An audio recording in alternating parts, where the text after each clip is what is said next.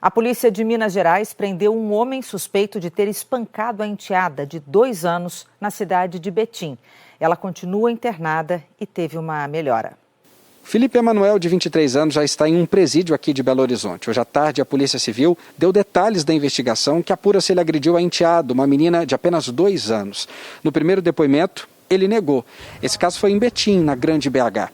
O padrasto estava desaparecido desde segunda-feira, quando as testemunhas encontraram a menina desacordada e a levaram para o hospital. Ele é o principal suspeito de ter cometido as agressões. Já a mãe da criança vai ser investigada por omissão. Na segunda-feira, a criança foi levada às pressas para uma unidade de pronto atendimento e precisou ser transferida para o Hospital Municipal de Contagem. Ela teve traumatismo craniano, fratura na costela, lesões na cabeça, no rosto, no pescoço e também nas costas. E precisou de cirurgia. Por causa da gravidade, a menina teve que ser entubada. A família do pai da criança mora em Goiás e veio para Minas Gerais acompanhar o caso de perto. Ontem eles disseram que ela apresentou melhoras e já respira sem ajuda de aparelhos. Carlos Eduardo Alvim, para o Brasil TV. No Distrito Federal, a polícia prendeu em flagrante um homem que se preparava para aplicar o golpe do cartão de crédito em um idoso. A polícia chegou no momento em que o acusado buscava o cartão de crédito de um idoso de 62 anos. Ele convenceu a vítima a entregar o cartão com a senha, com a justificativa de que havia sido clonado. Segundo a polícia, o acusado faz parte de uma organização criminosa de Minas Gerais, mas que pratica golpes em Goiânia e aqui em Brasília. As principais vítimas deles são idosos e aposentados. Foram apreendidas 19 máquinas de cartão de crédito, diversos cartões e um Fiat Uno, alugado pelo criminoso. Um caminhão despencou de uma ribanceira hoje de manhã no interior do Pará. Foi na PA 370, em Santarém, na região oeste. O caminhão estava carregado de tijolos e caiu da ribanceira na Serra do Diamantino. A cabine se desprendeu da carroceria. 3 pessoas se machucaram. Uma outra escapou sem ferimentos. E um incêndio destruiu uma escola hoje de madrugada em Matriz de Camaragibe, no interior de Alagoas. Segundo a Prefeitura, o fogo destruiu 6 salas de aula, cerca de 250 carteiras e 30 computadores. Apostilas, livros e até provas foram destruídos. A escola atende 550 alunos que estão tendo aula de forma remota. O incêndio começou por volta das 3 horas da madrugada, horário em que o Corpo de Bombeiros de uma cidade vizinha foi acionado. Funcionários de uma usina de cana-de-açúcar ajudaram a combater o fogo com o carro-pipa da empresa. A Polícia Civil vai apurar se o incêndio foi criminoso. Douglas Lopes para o Brasil TV. Manaus se prepara para a cheia do Rio Negro, que pode ser a maior da história. 5 bairros já estão alagados. Em Manaus, o Rio Negro hoje atingiu a cota de 29 metros e 6 centímetros. 6 centímetros a mais do que a cota de inundação severa.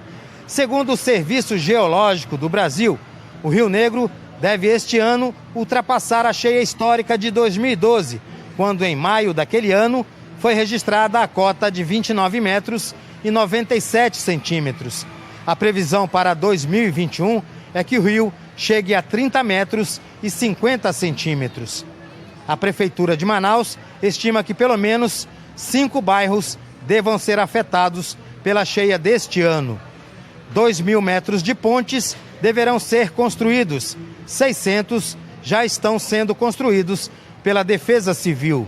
1.600 famílias em situação de risco já foram cadastradas e deverão receber auxílio aluguel durante o período da cheia. Paulo Paixão, de Manaus, para o Brasil TV. Cidades de Roraima também estão sendo castigadas pelas cheias dos rios com as chuvas dos últimos dias. Em São Luís do Anauá, por exemplo, a sede da cidade está completamente alagada. Em Rorainópolis, que é a segunda cidade mais populosa depois da capital, estradas inacessíveis, pontes que acabaram cedendo por conta do volume de chuvas e deixando famílias ilhadas. Só que a situação está ainda mais delicada em outros municípios. Em São João da Baliza, os moradores gravaram um vídeo mostrando uma vicinal na zona rural, que fica próxima ao rio Baliza, completamente tomada pela água, que inclusive chegou a cobrir uma plantação de banana. Por lá, muitos moradores também estão ilhados. O período chuvoso aqui em Roraima, que geralmente inicia a partir da segunda quinzena de abril, se antecipou esse ano com fortes chuvas em todo o estado, elevando os níveis dos rios. Só para a gente ter uma ideia, o IMET, que é o Instituto Nacional de Meteorologia, emitiu alerta laranja de perigo no início do mês de abril e voltou a emitir novamente na semana passada por conta da intensidade da chuva e também dos ventos que podem chegar a 100 km por hora. A gente fala agora da pandemia de Covid-19. Mesmo com os novos lotes de vacina entregues pela Fiocruz e pelo Butantan, prefeituras de pelo menos 20 estados ainda estão com a segunda dose suspensa.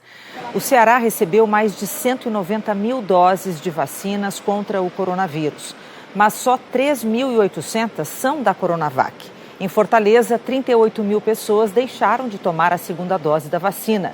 Já se sabe que as doses que chegaram não vão ser suficientes. Hoje, filas enormes se formaram nos pontos de vacinação e houve correria. Em Sergipe, abril foi o mês com o maior número de mortes pela doença. Gilson, William, Glória, Bruno e Gleide. Vidas perdidas no mês mais letal da pandemia em Sergipe. Estima-se que a cada hora, pelo menos uma pessoa morre por Covid-19 no estado. É o que mostram os boletins diários divulgados pela Secretaria de Estado da Saúde. Até o último dia do mês de abril, 773 óbitos foram contabilizados. Os números já ultrapassaram o pior mês da pandemia até então, que foi julho do ano passado, onde foram registrados 758 óbitos. A gente tem um processo progressivo da doença aqui no Brasil e no estado de Sergipe, né? Sergipe também segue essa mesma dinâmica. Então a gente tem um período de transmissão muito forte no primeiro semestre, né? No primeiro trimestre desse ano. E essa transmissão intensa da doença, ela só não foi maior ainda porque nós tivemos medidas restritivas e nós temos as vacinas cumprindo o seu papel, né? De evitar tanto a contaminação individual como também a contaminação coletiva. O mês de abril terminou e deixou uma triste marca. 4.274 vidas perdidas por Covid-19 aqui em Sergipe. A variante P1, que segundo os especialistas é mais transmissível, contribuiu para aumentar esse número e mudou o perfil das vítimas. A variante P1 hoje ela é predominante aqui no estado de Sergipe. Ela tem um alto poder de infecção, né? Então ela contaminou grande parte dessa população, por isso que a gente teve também um aumento da população mais jovem sendo afetada, apesar dos idosos ainda serem a maioria, né, da população afetada, mas essa variante, ela realmente provocou, ela está nesse cenário de aumento de casos que a gente tem aqui. Para o médico e professor da Universidade Federal de Sergipe, nesta batalha contra o vírus, Estado, municípios e população devem ter o mesmo pensamento. Nós precisamos seguir com as medidas de isolamento, precisamos seguir com a higiene das mãos, né, evitar aglomerações e precisamos ganhar mais velocidade na vacinação para que essa doença continue, ela continue decrescendo, né? A gente estabilizou num número muito alto e agora a gente tem que tomar todas as medidas para que ela não progrida mais. A Justiça bloqueou parcialmente os bens do prefeito de Duque de Caxias, no Rio. O Ministério Público pediu a condenação de Washington Reis por ele se recusar a obedecer o Plano Nacional de Vacinação e as decisões judiciais que determinaram o respeito aos grupos prioritários, como os idosos, por exemplo. Eles têm se aglomerado nas filas em busca da vacina. Além da condenação por atos de improbidade, o MP pediu danos morais coletivos pelo risco que o prefeito causou às pessoas. Segundo a decisão da Justiça, o prefeito de Duque de Caxias terá cerca de R$2.500.000 bloqueados. A prefeitura disse que nem o Washington Reis e nem o município foram intimados. O governo de Pernambuco manteve suspensas até o dia 9 de maio as cirurgias eletivas, aquelas que podem ser adiadas. Essa decisão é para que não faltem leitos para os pacientes com a Covid-19 e veio num momento em que o estado atingiu a marca de 14 mil mortos pelo novo coronavírus. As taxas de ocupação de leitos de UTI do SUS aqui no estado estão acima de 90% há quase 2 meses. A vacinação da segunda dose da Coronavac segue suspensa por falta de vacinas. Por outro lado, o governo do estado anunciou para a semana que vem a imunização dos grupos de pessoas com comorbidades, grávidas e mulheres no pós-parto. Essas pessoas vão receber a vacina Oxford AstraZeneca. Em São Paulo, começou a valer hoje mais uma fase da flexibilização. Agora, comércio e serviços podem funcionar das 6 da manhã às 8 da noite, com limites de ocupação e medidas de prevenção. Essas medidas valem para todo o estado até o dia 9 de maio. E em Santa Catarina, o governo liberou o funcionamento de casas de shows e de boates. O novo decreto passou a valer hoje. As casas noturnas, casas de shows e de eventos que até então estavam fechadas, agora podem funcionar até às 11 horas da noite. O limite de público pode variar de 100 a 150 pessoas. Isso depende da situação de cada região. É que toda semana a Secretaria da Saúde divulga um mapa de classificação de risco. Os eventos sociais, festas de casamento, de aniversário e festas infantis, estão liberados, mesmo que o mapa indique uma situação grave ou gravíssima. O número de convidados pode variar de 60 a 80 pessoas, desde que respeitado o distanciamento. As regras são parecidas para seminários e congressos, com 100 a 200 pessoas sentadas. Bares e restaurantes ganham 1 hora a mais de funcionamento. O mapa de classificação de risco mostra que das 16 regiões do estado, 15 estão em situação gravíssima. Só que a Grande Florianópolis está em situação grave. E ainda é crítico o cenário nos hospitais. 38 pessoas esperam por transferência para um leito de UTI aqui em Santa Catarina. Jean Halpe, de Florianópolis, para o Brasil TV. Cláudio Castro, do PSC, tomou posse hoje como governador do Rio. Ele assume em definitivo o lugar de Wilson Witzel, do mesmo partido, que entrou na história ontem como o primeiro governador a perder o mandato num processo de impeachment desde a redemocratização. O primeiro compromisso de Cláudio Castro foi na igreja de São José, na Lagoa. Por volta das 10 da manhã, ele chegou acompanhado da esposa, Analine Castro, e dos 2 filhos. Eles participaram de uma pequena cerimônia celebrada pelo padre Omar Raposo, reitor do Santuário do Cristo Redentor. Em seguida, Cláudio Castro foi para Alerj tomar posse. Chegou ao Palácio Tiradentes às 11 horas. Foi recebido pela guarda palaciana do Corpo de Bombeiros e com tapete vermelho. Na cerimônia, Castro leu o juramento e assinou o termo de posse. O presidente da Alerj, André Siciliano, do PT, anunciou: declaro empossado e no exercício do cargo de governador do estado do Rio de Janeiro, o senhor Cláudio Castro. No primeiro discurso como governador, Castro disse que pretende fazer um governo de diálogo. Iniciamos hoje um novo tempo na história do Rio de Janeiro. Um tempo, com certeza, de reconstrução. Tenho a dimensão de como é difícil para o povo acreditar nessas mudanças. É meu compromisso reduzir índices de violência, sempre nos baseando em inteligência e investigação. Me comprometo com um governo de diálogo, com um trabalho incansável, dia e noite, que vai olhar para quem mais precisa. Os desafios estão postos. Vencer a pandemia com a vacina, lutar contra a fome e gerar empregos, presidente Henrique. Cláudio Castro assume efetivamente o cargo pouco tempo depois de se eleger pela primeira vez. Em 5 anos, ele passou de vereador de primeiro mandato a governador do estado do Rio de Janeiro. Cláudio Castro entrou no mundo político como chefe de gabinete do deputado estadual Márcio Pacheco, do PSC. Hoje, o antigo chefe é o líder do governo na Alerj.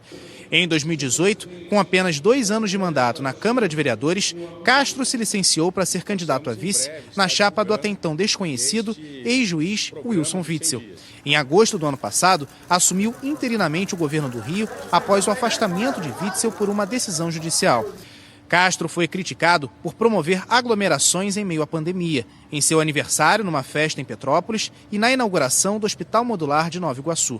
O novo governador do Rio tem 42 anos, é advogado e católico. Nas horas vagas, atua como cantor. Você vai ver a seguir: Dia do Trabalho sem celebração em São Paulo. Desempregados entram na fila para conseguir uma cesta básica. E a jovem que pode ser a primeira brasileira com síndrome de Down a tirar a carteira de habilitação. A gente volta já.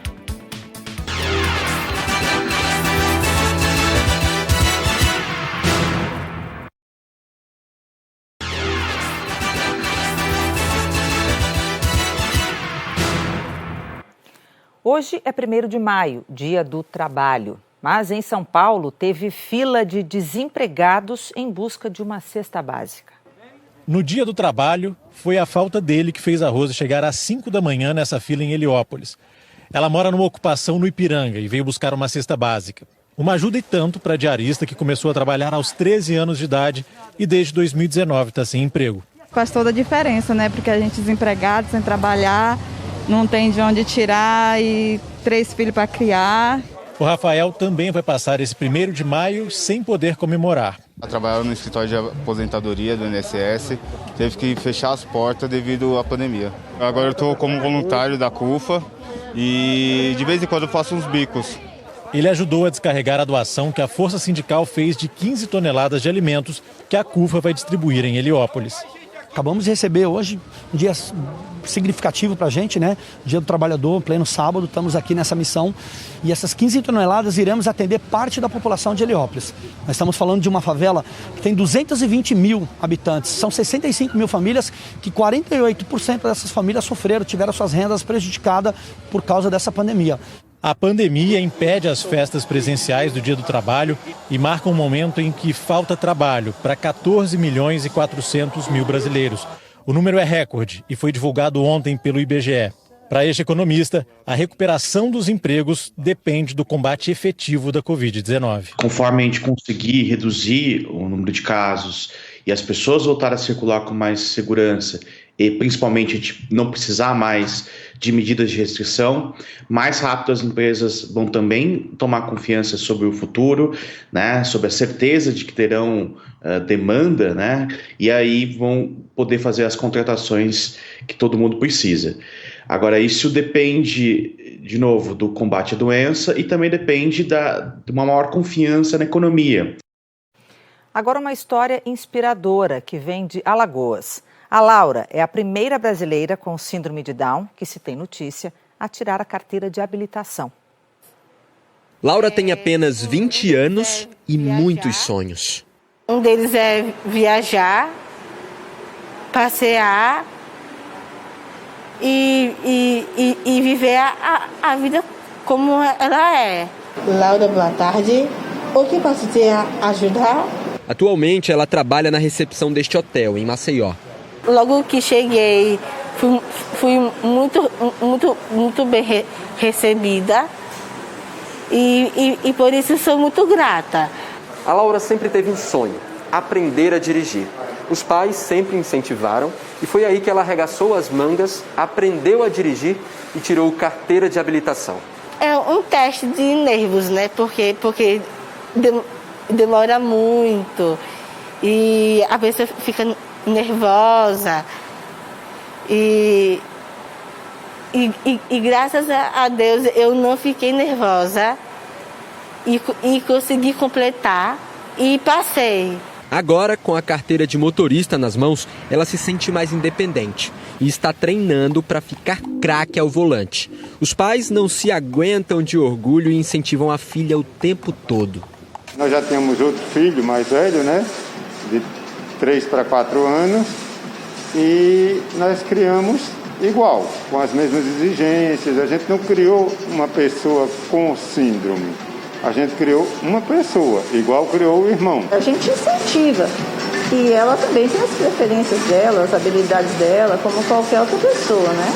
A ONG Amor 21, que auxilia pessoas com síndrome de Down, fez uma pesquisa nas associações espalhadas pelo Brasil e descobriu que Laura talvez seja a primeira pessoa especial a tirar a carteira de motorista. Nós temos relações com todas as instituições de pessoas com síndrome de Down do Brasil, né?